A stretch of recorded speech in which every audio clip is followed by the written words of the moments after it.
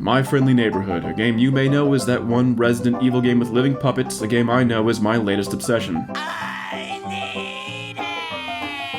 It's a mascot horror that sets itself apart from its contemporaries by actually being a good game. Who'da thunk it? The MFN studio has mysteriously started up again, and the puppets are broadcasting their good vibes over the wonderful and uplifting nature of the 24-hour news cycle. You play as Gordon, a handyman who is sometimes a chicken set to turn off the radio tower. Goodbye Bert and Ernie, hello Bill O'Reilly. Now you're a little aggressive there. What do you mean? You're like kind of in people's faces. You think I'm in? Are you saying I'm in your face right now? A little bit. In order to do his job, Gordon will have to get past puppets who are canonically only dangerous because Gordon is so out of shape that even the game's save system tells him to go touch grass. To defend himself, Gordon needs to teach these puppets the alphabet in the only way the American school system knows how, with the goddamn Second Amendment. Your weapons range from a pistol you load with sticky notes all the way to an honest-to-God alphabet grenade. I've completed far too many runs of this game, getting every single achievement except for the one I don't want to, including beating the game without saving, healing, using inventory chests, and pistol only. With all these developer-intended challenges, why isn't there a pacifist achievement? Well, that's just because the devs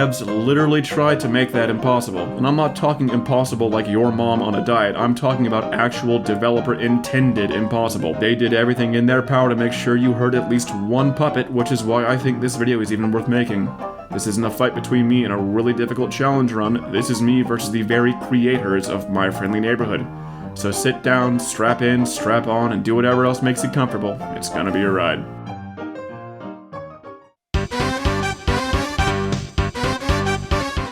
We start in the hotel. Here we see our first obstacle, the dreaded Grimace Shake. Much like in real life, it's sticking around and won't go away. I mean that. Literally, they're bringing it back. But to put us on the right path, we meet Ricky the Sock, played by real-life puppet and Paper Mario aficionado Arlo. That game and Thousand Year Door were epic quests through huge lands, with the sequel building incredibly on every single aspect of its predecessor. We tell him how Sticker Star is the best Paper Mario, and he rightfully vomits up a keycard in disgust. Now, we could enter the next area, but we can actually complete this entire challenge right now. Observe. You know, I could just leave now.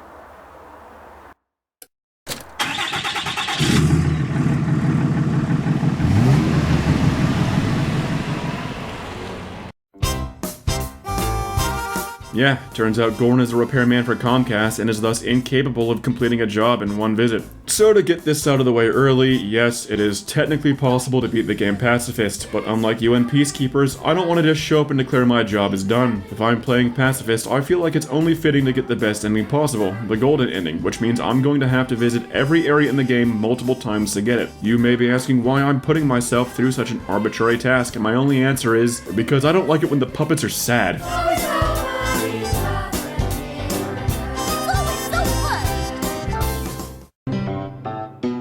Stage 4, that's the name of the building, is where you encounter your first actual puppets. Most of them can be avoided by kiting or remember what Sonic T. Hedgehog told us about bad touch and just getting out of there. Despite Gordon's fitness level being permanently set to gamer, he does have it in him to run slightly faster than creatures that have literally no muscles or bones. This is half the reason this run is even possible in the first place. The other 4/5 of the reason is because of a very interesting property Gordon has. See, whenever Gordon is grabbed and thrown to the ground, he channels the power of Danny Phantom and temporarily goes ghost, allowing him to phase right through puppets for a short time after. This means that getting grabbed and taking damage in narrow halls is a viable tactic, and is where the meat of this strategy comes into play. There are areas on the map with unavoidable puppet grabs, which I will be referring to as hug rooms, mostly because I like saying the word hug. The strategy is to plan out routes that enter these hug rooms as few times as possible, but even in non-hug rooms, it's all too easy to make a mistake and get grabbed when you shouldn't have, making decisions of when to use your limited health items more of a challenge. In Stage 4, there are specifically 2 hug rooms, the main stairwell and the dressing room where you get your starting pistol. Now you're probably asking, wait, if you're doing a pacifist run, why do you need a gun? Good question. I technically don't. There is in fact a way to go through this whole game without ever firing any of the guns once. Those runs still use the wrench to hurt puppets, which I won't be doing, but I also won't be doing the no pistol run either because I want my run to have as few exploits as possible. As few as possible. But yes, the gun is needed to open this case, which has our first key in it. And hey, it's time to talk to Ricky again. If you really understood how much we love Paper Mario, you would have never removed the refined, addictive, turn-based combat and replaced it with substandard 2D platforming and a 2D 3D mechanic that never lives up. He pulls a Joe Biden and tries to take our guns away, but Gordon is an old war vet. Literally, he served in this game's version of Vietnam. And Gordon decides that if he can handle being shot at, so can everyone else. And speaking of shooting things that want to learn the alphabet,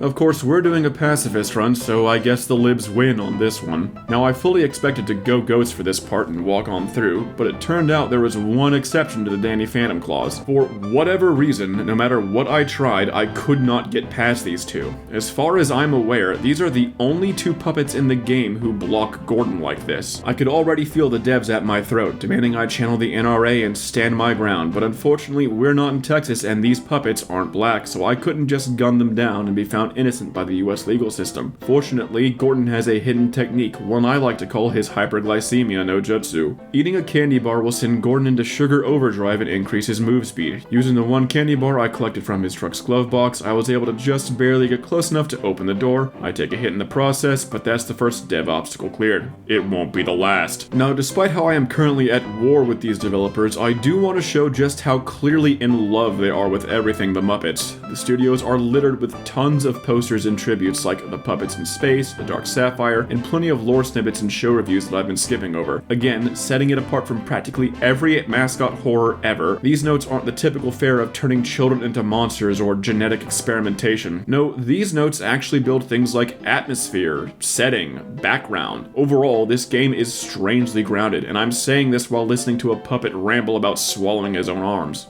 Now, take one of your hands, put it in your mouth, and swallow as hard as you can.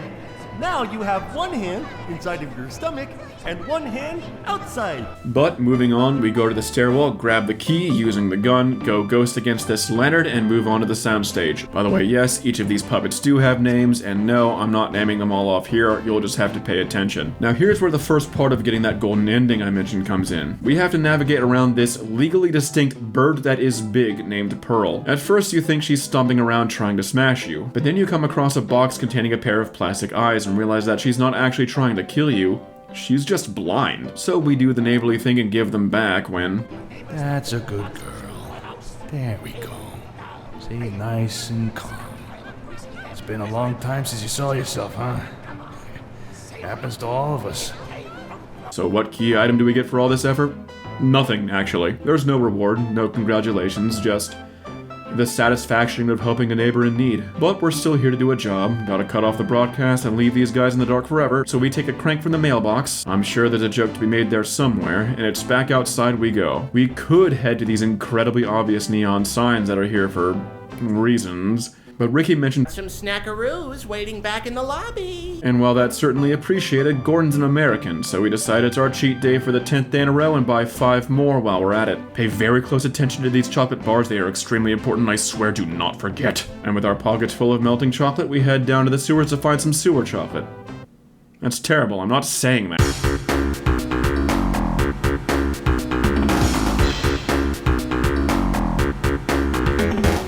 Gordon enters the neon-lit sewers via trapdoor slide, making this officially the most interesting sewer level in any game ever. But it is still a sewer level, meaning there's really not much to mention here at the moment. So after checking in on Ricky again... You sat on the series for several years, then released Sticker Star, a game that just broke my spirit. We venture into the sewers with the sole objective of leaving the sewers. By the way, I should mention that the moment you enter the sewers, you are now locked on the path to violence. Before we get back to the surface, the devs will try everything to ensure we draw blood. Whether you realize it or not, I have been preparing for this war since the very first seconds of this run. In the sewer area, there are 2 hug rooms, one hallway with a George and one with a Norman and Junebug duo. In most rooms, the puppets spawn in set locations, all with the exception of the sewer's main gimmick, Ray.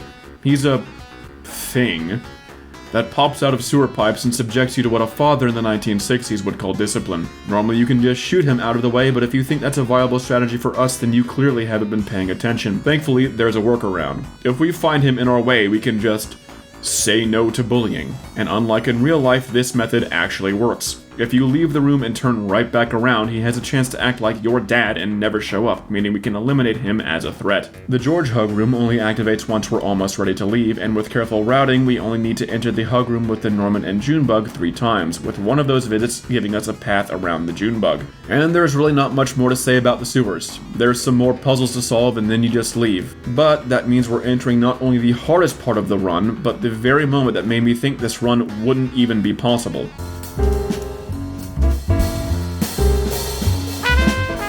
The elevator from the sewers gives us a direct ride into the office lobby, an architectural plan that can only exist in a Resident Evil game. Speaking of, this building was built in the 1900s, where the best way to create a productive worker was to lock the front doors and seal off any emergency exits. In this area, there are no less than 6 hug rooms. This Junebug hole, these Norman stairs, this Junebug Liliana combo, the hallway to this save station, the music room, and finally the hallway with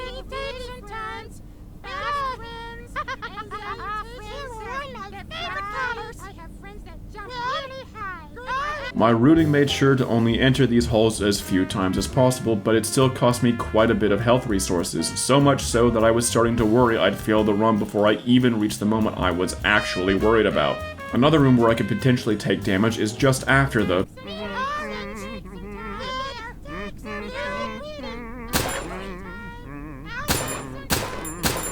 This is the game room, where we play a children's card game against Puppet Seto Kaiba, who straight up murders us if we lose. Only in the Japanese dub though. Thankfully we're playing in the English dub, so we just get knocked over and fall to the ground. This card game is based almost entirely on top decking, and for those of you who don't know what that is, just close your eyes and believe in the heart of the cards. Legit though, this is one of my favorite breaks in the game. You even find a note about how the Norman here is getting depressed because he couldn't find anyone to play with, just like a real Yu-Gi-Oh player.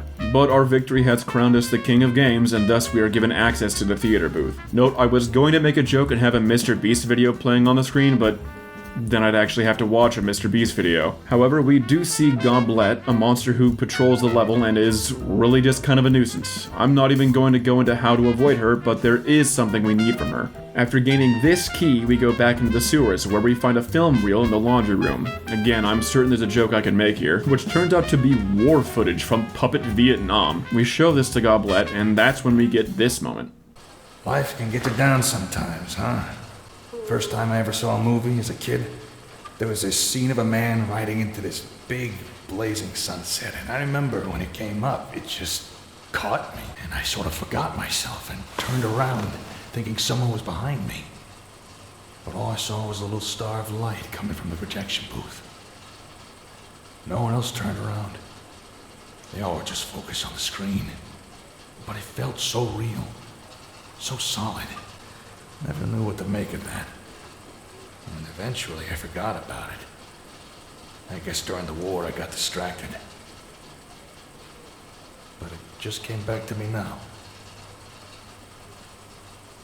Really, do I need to keep going over how wholesome this game is? With that optional detour taken care of, which we absolutely had to take care of right at that moment, I promise it's important. We have to move on to the part of the game I've really been dreading, our final showdown with the developers. After some final puzzling, we take this elevator, hold our breath, and prepare for what was literally my very last hope. With that whole ordeal behind us, we leave the offices to head on over to the garden, where I swear I haven't skipped anything just so I can pace the video better. Look, we'll talk about it soon, I promise, just bear with me for like a minute or two longer.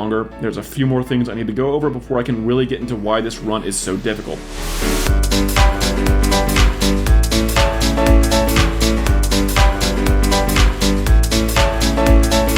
The gardens are by far the easiest major area in the game, with only a single hug room that we can activate after just 2 visits. And how do we deactivate it?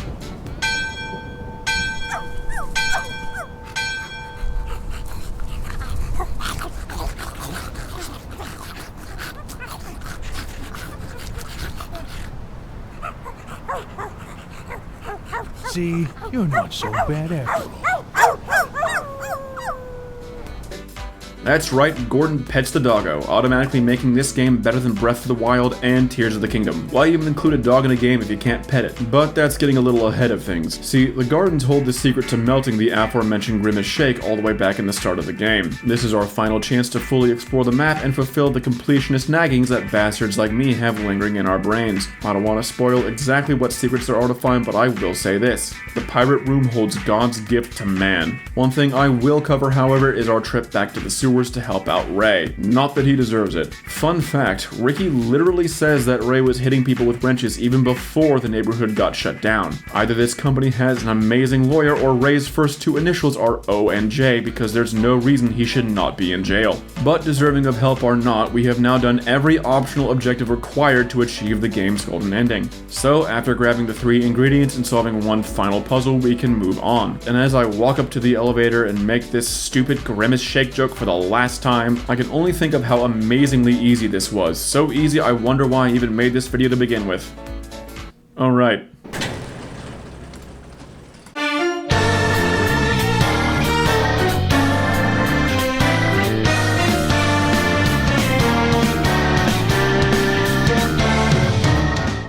It's time we go over why I thought this run might have been impossible, the actual hook to this video. You see, normally just before you leave the offices, Gordon exits into the atrium and is presented with curtain call. Just like a CEO, we don't know how it got here, why it's important, or what it wants other than to keep us working in this office. In fact, I never even began any of my pacifist attempts before trying to figure out how to spare this creature. I honestly did not know if there was a way around it. The developers did try their best. They made several checks to ensure you couldn't bypass this thing, and I'm about to explain why.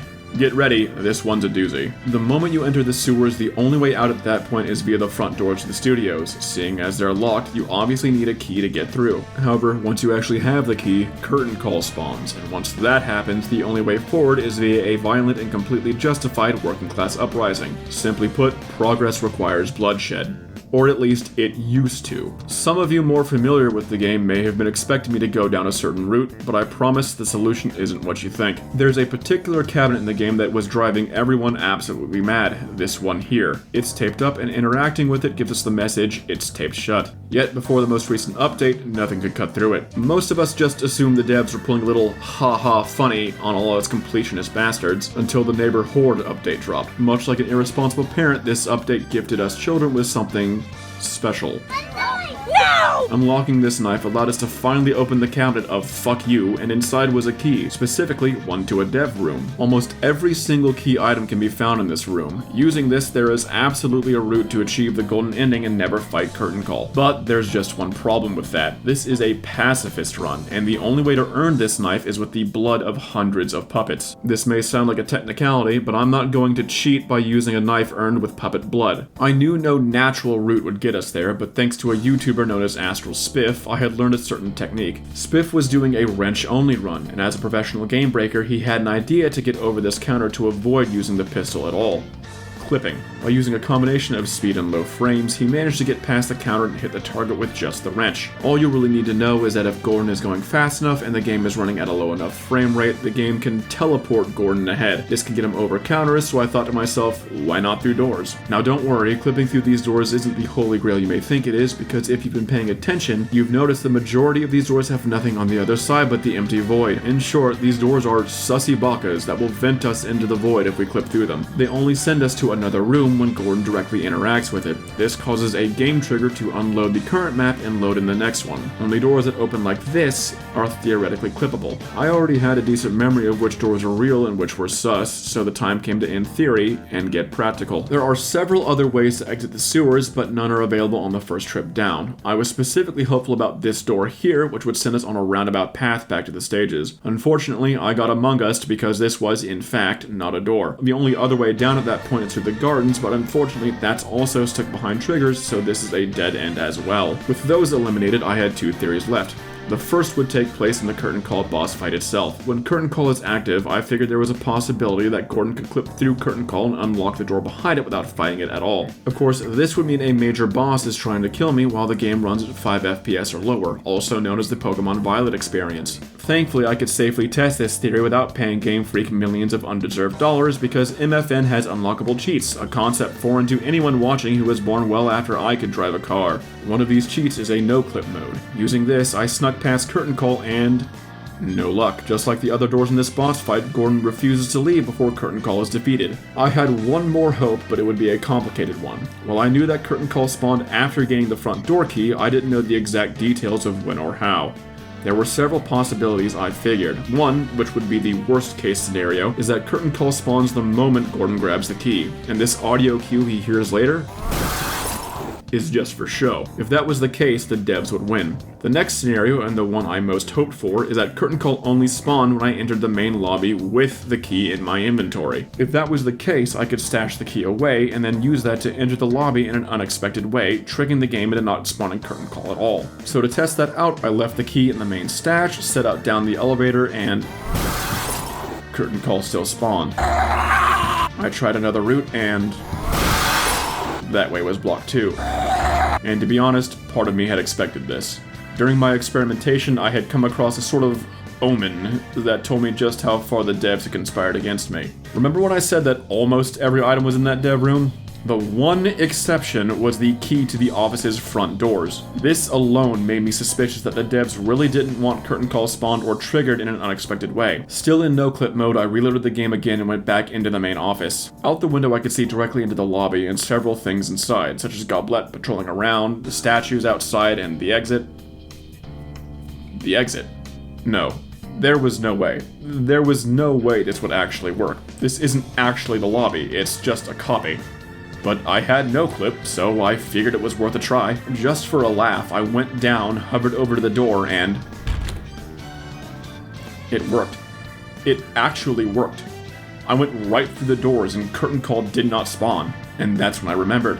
Clipping, the strategy I had completely disregarded. With low frames and high enough speed, perhaps I could clip through the wall.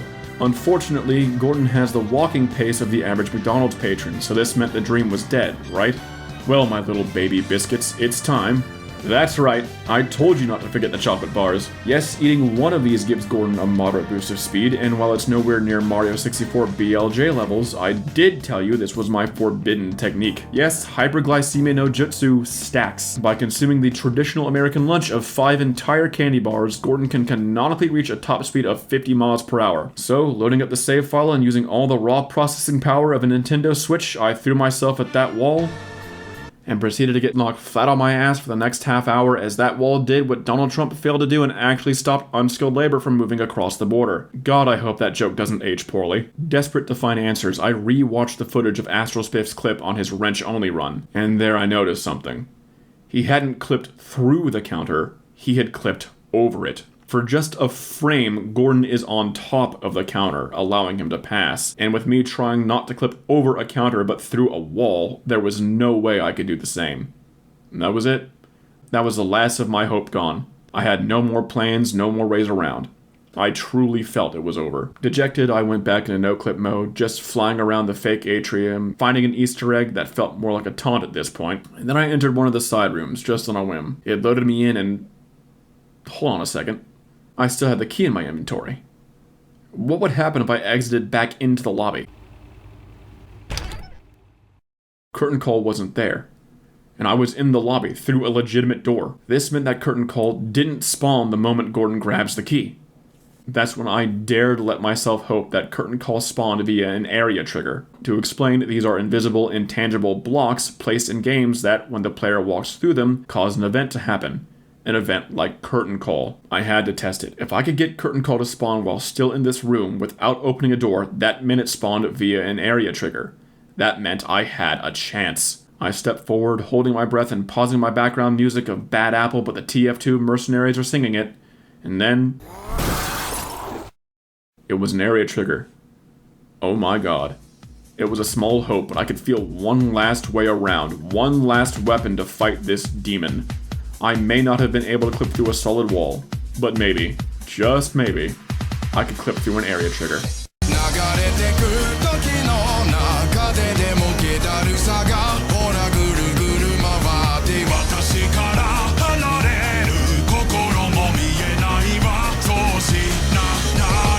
I loaded back into my test file and saved as close as I could to that room. With Gordon's ×5 hyperglycemia no jutsu active, I headed down the elevator and prepared myself. This was it. If I could clip past any trigger, this would be the one to do it. Through a bit more testing, I learned that Curtain Call's trigger started right about at this golden clock. Frame rate set to literally 1 per second, I lined up my shot.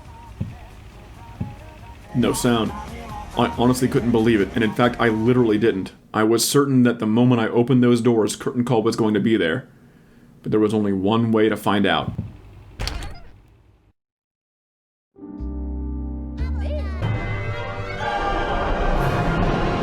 I've won. Exactly as planned. Knowing I could skip Curtain Call changed everything, and that's when I really started making efforts towards a pacifist run. My plans got so detailed to the point that everything I've shown you earlier, whether you realized it or not, was all part of my plan to beat the demon in a real run. Almost everything relies on that one trip to the vending machine, those goddamn snackaroos, and the money I used to buy them. Because this game takes place in America, saving and healing costs money, which is the same money I needed to buy those candy bars. So every careful route, every risk avoided, it was all to ensure I had not only enough money to buy these candy bars, but to have enough money after to survive the absolute gauntlet that is the office. Even going down to help Goblet at the time that I did was a part of the plan. Yes, if you do not help Goblet before you skip Curtain Call, you are locked out of the golden ending. That's because skipping the Curtain Call fight causes its triggers to never despawn. That means if we come back later, we run the risk of respawning Curtain Call, and we need to go that way in order to get that tape for Goblet. Notes prepared and spirit burning like every shonen protagonist ever, I faced what was in my mind the true final obstacle, this damned trigger. I lined up my shot just like in practice.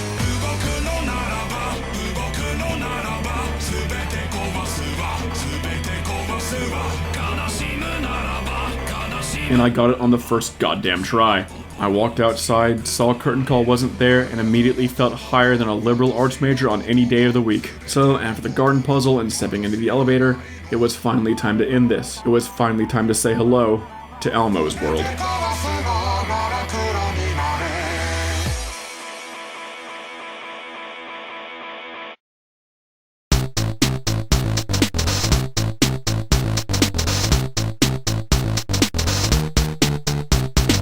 Yes, up the elevator we leave behind the dreary atmosphere of the studios to enter this. Yeah, this section of the game is, strange, to say the least. This is largely a puzzle area, and with some clever sneaking, there's only 2 hug rooms total. This hallway here, and another hallway with...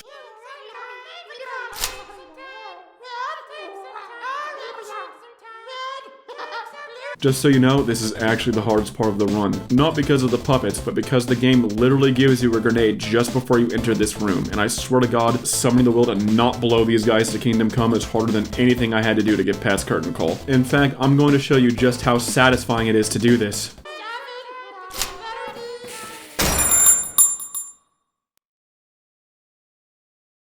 Anyway, after assembling this puzzle here, we get to meet Arnold himself, and it turns out, I can't read music. Get off me, you... Okay.